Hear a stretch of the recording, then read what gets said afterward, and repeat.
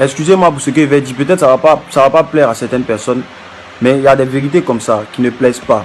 Et je suis tombé sur un post disant que la Tata Dena avait reçu 30 millions par rapport à son concert quand elle est venue. Par rapport à ces deux concerts, ces deux dates sont cachées. Et naturellement, il y a des frères et il y a des sœurs qui se sont plaints que pourquoi, comme c'est pour Dieu là, on ne doit pas lui donner autant d'argent. Écoutez, à un moment donné, arrêtez. Vous êtes tourné, la femme là, laissez-la en paix. Laissez notre vieille mère en paix. Elle bénit trop le corps du Christ. Si tu n'es pas d'accord avec ça, tais-toi, reste-toi à la maison. Tu n'as pas oublié d'écouter ces chansons. Il y a quoi? C'est-à-dire qu'elle n'a pas le droit d'avoir de quoi subvenir à ses besoins, s'occuper de sa famille, s'occuper de ses enfants. Elle n'a pas le droit de faire ça. Chantre n'a pas le droit de faire ça. Chante doit rester galère. On ne doit pas connaître ce qu'on appelle richesse aussi. Et parce qu'on chante pour la gloire de Dieu. Waouh! J'ai posé la question la dernière fois. Entre un artiste profane qui chante pour sa propre gloire et puis un artiste qui chante pour la gloire de Dieu, qui doit être riche? Vous n'avez pas répondu à ça. Comment vous pouvez concevoir que des artistes du monde, ils arrivent à avoir des réalisations à construire et tout ça, pendant que des gens qui décident de mettre leur talent, de chanter pour le grand Dieu, mendient? Ça ne vous dit rien. Si c'est l'argent là, toujours on est en train de discuter. Les païens même qui n'ont pas la Bible là, ils appliquent mieux les principes bibliques que nous.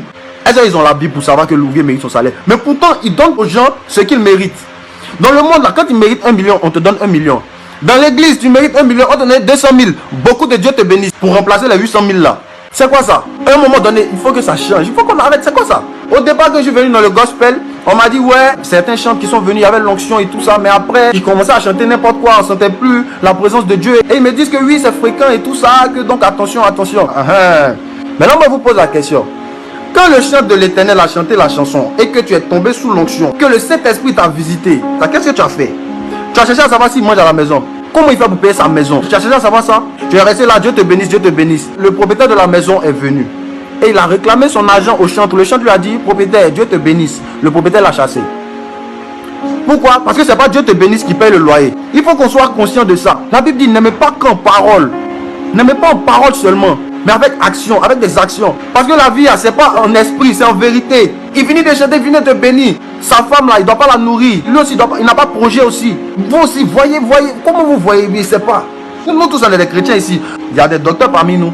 Docteur, tu es un docteur, tu sauves des vies. À la fin du mois, tu prends l'argent ou tu ne prends pas. Même si tu es chrétien. Normalement, tu es censé le faire pour la gloire de Dieu.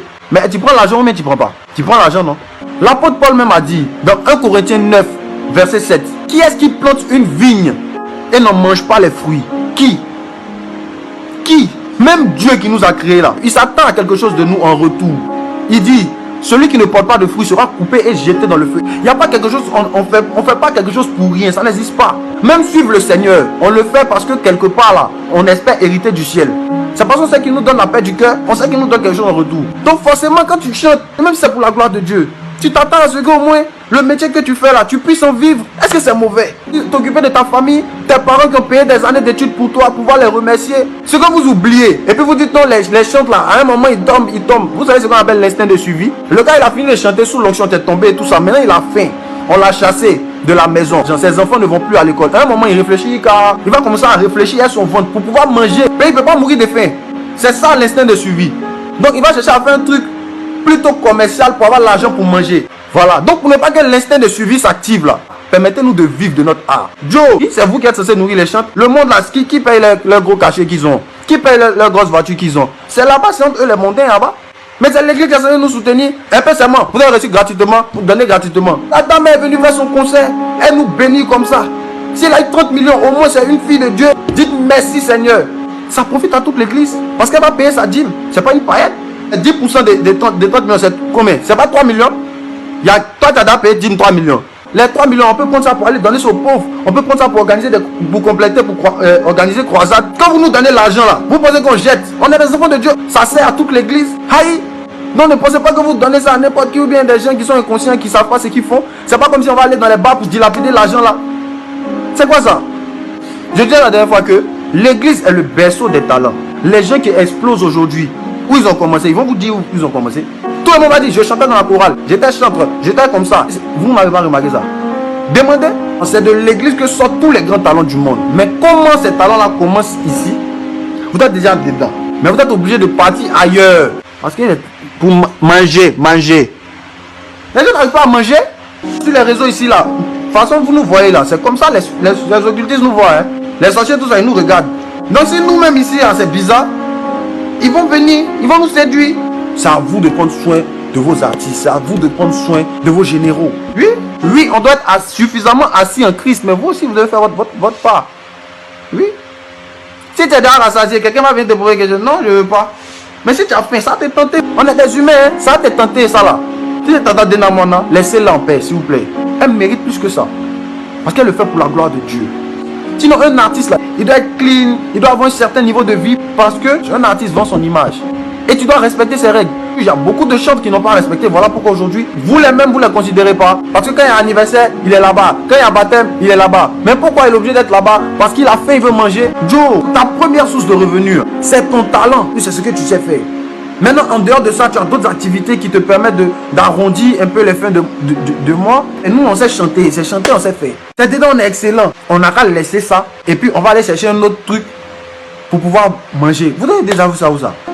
Artiste mondain paye maison à la fin du mois. Artiste chrétien paye maison à la fin du mois. C'est pas parce qu'on est chrétien qu'à la fin du mois, là, on ne paye pas. On a les mêmes challenges, les mêmes réalités. Alors, donc si pour les artistes profanes, vous acceptez qu'on leur donne leur cachet, pourquoi à notre tour, il y a beaucoup de débats comme ça? Pourquoi? Vous-même qui parlez toujours d'argent, que vous êtes toujours contre le fait qu'on nous donne l'argent. Vous-même, maman même dans votre cœur. Vous voyez, l'argent c'est quoi? L'argent c'est quoi? Et puis toujours quand on va donner à votre frère, ça vous fait mal. Ça doit pas être un problème pour nous, enfants de Dieu. L'argent doit pas être un problème pour un enfant de Dieu. Mon père, c'est le père de l'or et de l'argent. Ça vous, dès qu'on parle d'argent, vous êtes sceptique, vous tremblez. L'argent, c'est quoi? Vous ne pouvez pas nous soutenir financièrement. On comprend. Mais priez pour nous et soyez contents qu'on réussisse aussi, qu'on monte aussi. Parce que quand on monte aussi, c'est le nom de Jésus qui monte. Parce qu'on est attaché au nom de Jésus. Si aujourd'hui on a un immeuble là, ah, voilà l'immeuble de KS Bloom. KS Bloom, il fait quoi? Il chante pour la gloire de Dieu. C'est un chrétien. Waouh! Ah, mais c'est beau. C'est ça. Les gars, c'est comme ça que vous devez voir la chose.